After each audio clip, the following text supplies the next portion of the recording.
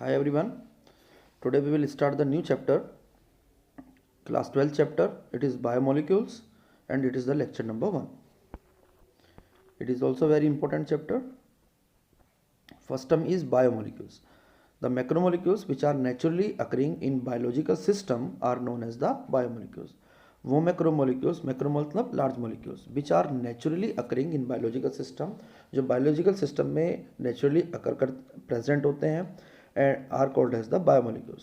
These are the complex organic molecules which build up living organism. ये complex organic molecules होते हैं जो living organism को build up करते हैं and they are required for their growth and maintenance is called as the biomolecules. For example, proteins, fats, carbohydrates, lipids, etc. First term is the next term is carbohydrates. Naturally occurring organic molecules या compounds which are primarily produced by plants are known as the carbohydrates. Carbohydrates may be defined as the optically active polyhydroxy aldehyde.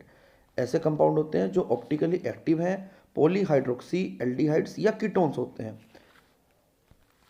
These are the polyhydroxy aldehydes और ketones are known as the carbohydrates. ये ऐसे compound होते हैं जो optically active भी होंगे and they are the polyhydroxy aldehydes और ketones और the compounds which produces such unit on hydrolysis या फिर ऐसे कोई कंपाउंड होते हैं जो इस तरह की यूनिट्स को प्रोड्यूस करते हैं on hydrolysis.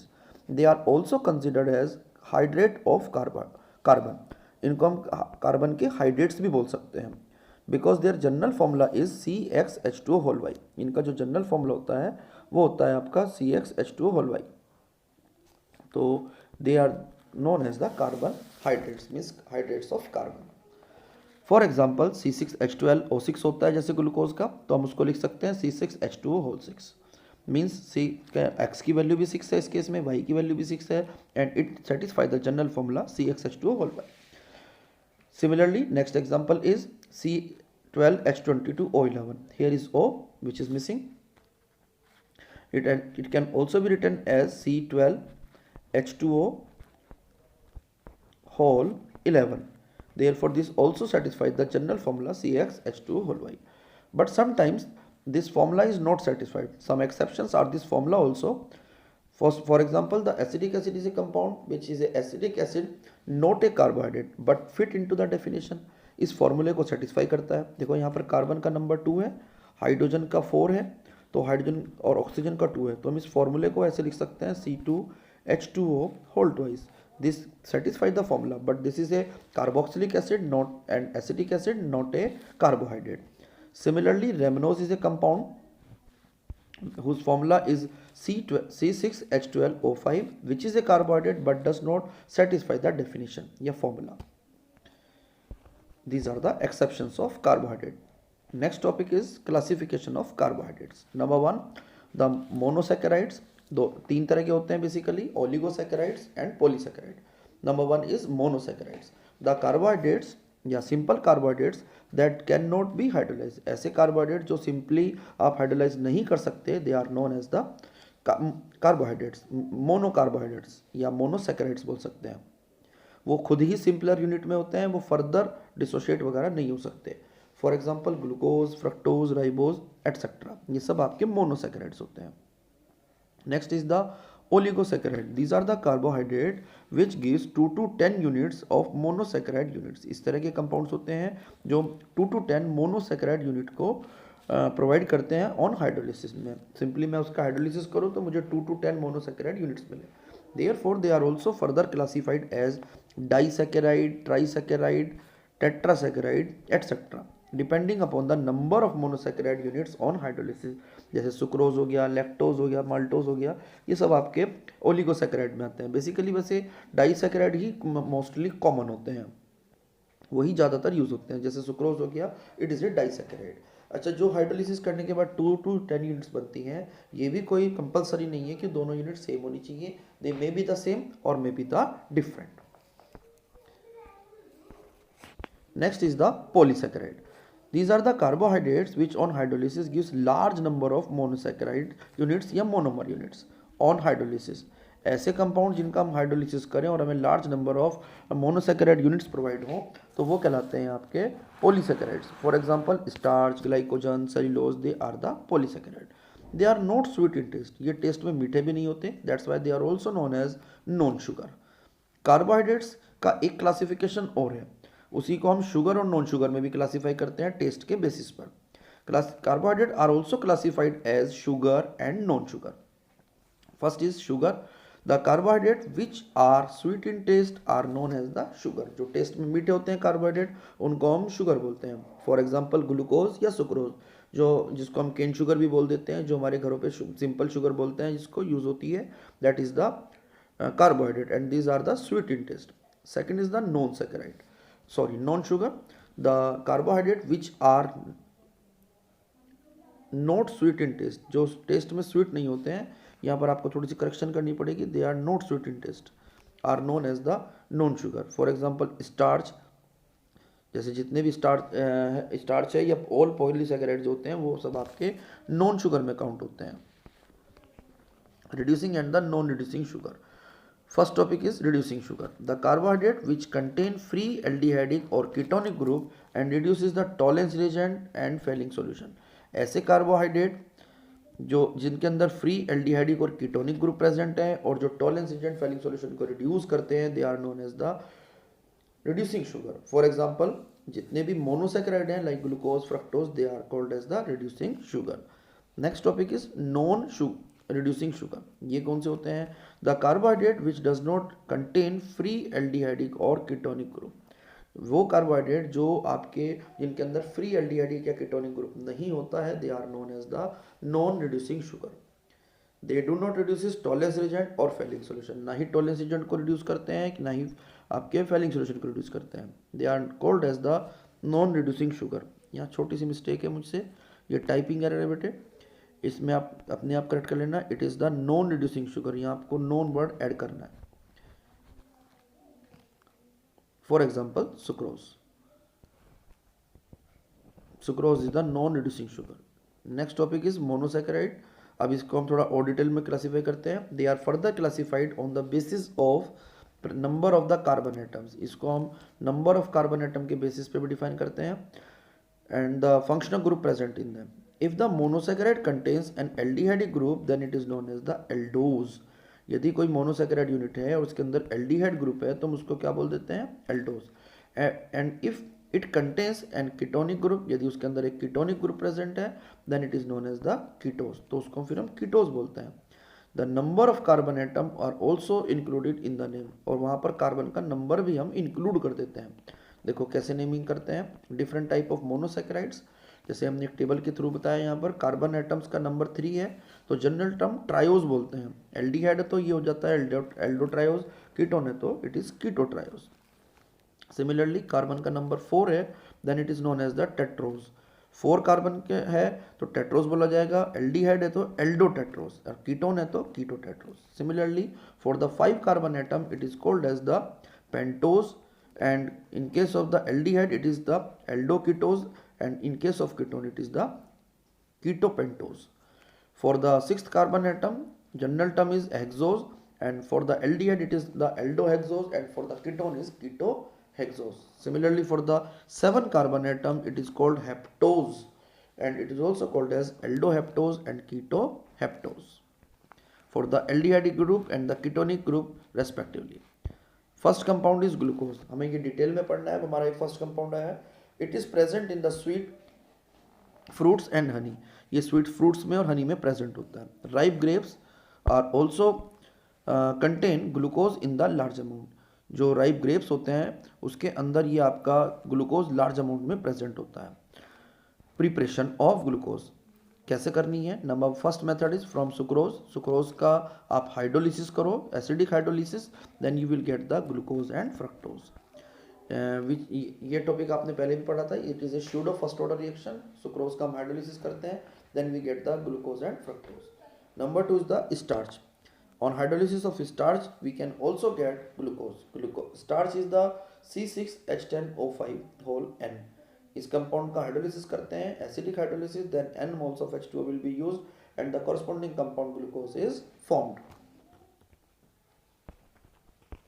Now the structure of glucose, ये स्ट्रक्चर कैसे बनाते हैं, क्या इसका स्ट्रक्चर होता है। ग्लूकोज इज एन एल्डोहेक्सोज, जैसे अभी हमने पीछे डिस्कस किया, इसके अंदर 6 कार्बन एटम प्रेजेंट होता है, तो ये एल्डोहेक्सोज कहलाता है। And it is also called as the dextrose, ये डेक्सट्रोज कहलाता है। Molecular formula, its molecular formula is C6H12O6, इसका फॉर्मूला होता है C6H12O6। Next reaction with HI, अब इसकी कुछ हम केमिकल प्रॉपर्टीज को स्टडी करेंगे और केमिकल प्रॉपर्टीज के बेसिस पे हम इसका स्ट्रक्चर फाइनली डिराइव कर देंगे। On prolong heating with HI it forms normal hexane, यदि आप इसको बहुत लॉन्ग टाइम तक HI के साथ हीट करते हो then you will get the normal hexane. This reaction shows that 6 carbon atoms are present in the straight chain, ये रिएक्शन एक छोटी सी बात को इंडिकेट करता है कि जो 6 कार्बन एटम्स होते हैं वो स्ट्रेट चेन में प्रेजेंट होते हैं। जैसे आपका ये था CHO, CHOH होल 4, CH2OH, ये बेसिकली ग्लूकोज का फॉर्मूला है जो बहुत सारी रिएक्शन के बेसिस पर हमने फाइनली लिखा हुआ है, ऐसे नहीं लिख दिया डायरेक्टली, ठीक है ना। HI के साथ बहुत लॉन्ग टाइम तक हीटिंग करते हैं then we will get the normal hexane. बाकी सारे वाटर वगैरह बनते हैं उसको हमने नहीं शो किया, यहाँ पर I2 बनता है कुछ। Next is the reaction with the hydroxyl amine and the HCN. Glucose react with the hydroxyl amine, glucose hydroxyl amine के साथ भी रिएक्शन कर सकता है। हाइड्रोक्सिल अमीन का H2 और इसका ऑक्सीजन कंबाइन होता है to form the H2O, H2 molecule will be left, remove हो जाता है इजीली, और and the compound main compound is CH double bond NOH, CHOH, CH2OH, this compound is known as the glucose oxime. Similarly, it can also react with the HCN to form the cyanohydrin, जैसे आपने aldehyde में किया था, CHO group यहाँ पर है, उसी की प्रॉपर्टी है। HCl molecule combined to this CHO group, then we get the CH CNOH, CH4 as it is, CH2OH as it is. This type of compound is known as the cyanohydrin. This complete compound is known as the glucose cyanohydrin. The above reaction shows that the carbonyl group is present in glucose. ये reaction हमें एक बात का indication कर रही है कि भाई यहाँ पर कार्बोनाइल ग्रुप है। Next is the reaction with the bromine water. Glucose get oxidise to the form the gluconic acid, glucose जो होता है ये ऑक्सीडेशन पे ग्लूकोनिक एसिड फॉर्म करता है। This reaction show that carbonyl group is present as aldehyde, जो carbonyl group present है आपका वो एज ए एल्डिहाइड प्रेजेंट है, ठीक है ना। अब जो इसमें रिएक्शन हो रही है वो समझो, bromine water weak oxidising agent होता है, it oxidises CHO into the COOH। हमने यहाँ वीक ऑक्सीडाइजिंग एजेंट जानबूझ के लिया है बिकॉज यदि वीक एल्डिहाइड ग्रुप प्रेजेंट होगा तो वो ही वीक ऑक्सीडाइजिंग एजेंट से ऑक्सीडाइज होगा, कीटोन होगा तो वो वीक ऑक्सीडाइजिंग एजेंट से ऑक्सीडाइज नहीं होगा। तो पता चल गया ये कार्बोनाइल ग्रुप जो आपका था that is as a aldehyde group. Next is the reaction with acetic anhydride or acetyl chloride. This process is called as acylation. In this case it forms glucose pentacetate. इस case में क्या बनता है, glucose पेंटासिटेट बनता है। It confirms the presence of 5 OH group in glucose. ये एक चीज इंडिकेट करता है कि भाई यहाँ पर पेंटासिटेट बना है, it means 5 OH group present है। Since it exists as a stable compound, therefore the 5 OH group should be attached at the different carbon atoms. और जो आपके 5 OH ग्रुप हैं वो डिफरेंट कार्बन एटम पे प्रेजेंट होंगे, एक कार्बन पे कभी भी 2 OH ग्रुप नहीं रहते, कंपाउंड बिकम्स अनस्टेबल। अब देखो रिएक्शन का तरीका मैं आपको बताऊं, एसिटिक एनहाइड्राइड या एसिटाइल क्लोराइड यदि आप लेते हो, सपोज एसिटिक एनहाइड्राइड यदि आप लेंगे तो भी आपका वही बनेगा, और एसिटाइल क्लोराइड लेते हैं तो भी आपका यही बनता है। तो जितने भी OH ग्रुप हैं उनके H और ये वाला Cl, HCl भी हो जाता है, एसिटाइल आप क्लोराइड ले रहे हैं, और वहाँ पर आ जाता है COCH3 ग्रुप सब में, and 5 times of HCl will be release. इस केस में HCl बनेगा, और यदि आप एसिटिक एनहाइड्राइड लेते हैं तो आपका एसिटिक एसिड बनता है। लेकिन दोनों केस में कॉमन बात होती है कि यहाँ पर ग्लूकोज पेंटा एसिटेट ही बनता है। This reaction show that there are the 5 OH group present at the different carbon atoms. Next is the oxidation with HNO3। Glucose as well as gluconic acid both gives एक dicarboxylic acid. यदि आप oxidation करते हो तो dicarboxylic acid बनता है, saccharic acid.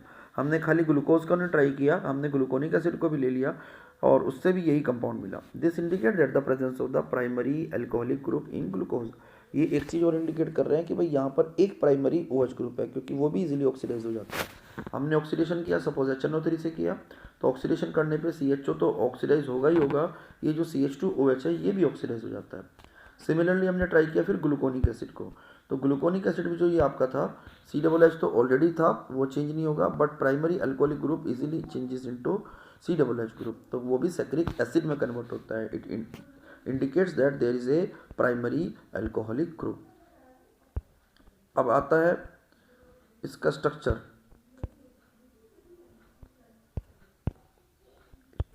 Structure में यहाँ now the structure of glucose can be assigned on the basis of its reactions is as follows.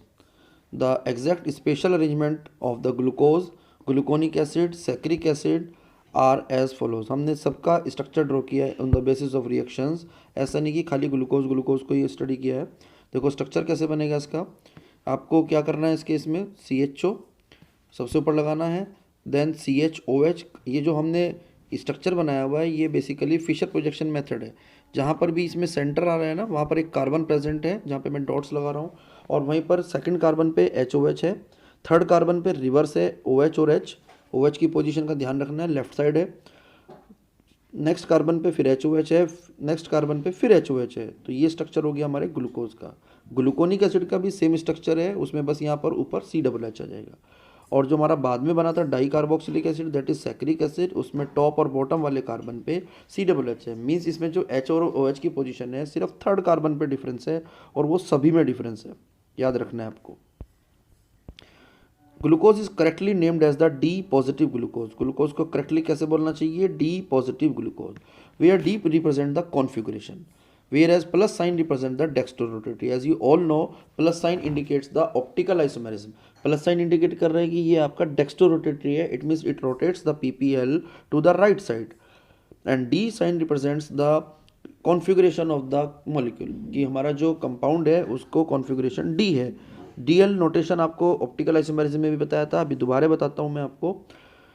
एक नोट इससे रिलेटेड हो रहा है हमारा, D and L notation do not have any relation with the optical activity. कई बार बच्चे confuse होते हैं, कैपिटल DL को स्मॉल d और स्मॉल l से कंपेयर करते हैं, but they are the different things. Capital DL अलग होते हैं, स्मॉल dl अलग होते हैं, उनका बेसिकली कोई आपस में रिलेशन नहीं होता। DL notation, if the OH group on the attached to the carbon number 5 is on the right side, then it is assigned as the D configuration। जैसे ग्लूकोज था, हम ग्लूकोन D आपने सुना होगा मार्केट में जो आता है, उसमें D जो मीनिंग होता है, D का मीनिंग कॉन्फ़िगरेशन ये है कि जो फिफ्थ कार्बन है या नीचे से फर्स्ट कार्बन है आपका एसिमेट्रिक कार्बन, उस पे OH ग्रुप की पोजीशन राइट में है तो वो आपका कैपिटल D कहलाता है, और वही यदि लेफ्ट साइड है then it is the assigned as the L configuration, ये आपका L कॉन्फ़िगरेशन हो जाएगा। इसको करेक्ट करना, ये भी मिस्टेक हुई हुई है छोटी सी। और बेसिकली हमने ये ना ग्लिसरॉल्डिहाइड एक कंपाउंड होता है उसके बेसिस पे किया है। ग्लिसरॉल्डिहाइड का स्ट्रक्चर होता है CHO then CHOH then CH2OH। अब ये जो OH ग्रुप है नीचे से सेकंड कार्बन की जो जिसकी मैं बात कर रहा हूँ, ये आपका नीचे से सेकंड कार्बन ये वाला है जिस पे एसिमेट्रिक मैंने साइन बनाया है, ये आपका एसिमेट्रिक कार्बन एटम है, और ये इस पे OH ग्रुप राइट साइड में है तो उसको हम कैपिटल D से डिनोट करते हैं। If it is present on the left side then it is represented by L। अब इसी के बेसिस पे इसी से कंपैरिजन करते हुए हमने जैसा इसका नीचे का स्ट्रक्चर था बिल्कुल ग्लूकोज का ऐसा ही सिमिलर मिला, that's why it is also called as the D। जैसे वो D प्लस ग्लिसरॉल्डिहाइड था तो ये हमारा हो गया D प्लस ग्लूकोज, ये इसका स्ट्रक्चर हो गया। आई होप आपको सब कुछ क्लियर हुआ होगा इस वीडियो में। इसमें थोड़ा इंट्रोडक्शन भी था कार्बोहाइड्रेट का, अच्छे से इसको समझिए। अब आप मेरी वीडियो को लाइक कीजिए, शेयर कीजिए, सब चैनल पर नए हैं तो सब्सक्राइब कीजिए। Okay, thank you, bye bye, see you in the next video.